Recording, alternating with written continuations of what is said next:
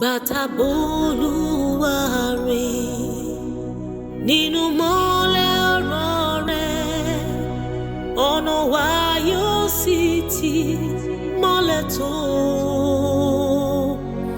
Bàtà bá ń ṣe fẹ́ rẹ̀, òun yóò máa bá wa gbé, àti àwọn tó gbẹ́kẹ̀ wọn lé ṣàgbékalẹ̀ ọ̀nà mìíràn kò sí láti láyọ̀ nù Jésù ju ṣàgbékalẹ̀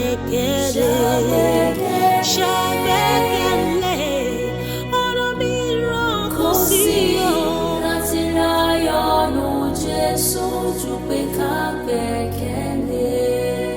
My soul rests in you, my mind finds peace in you. It's you only that I see in the midst of a storm.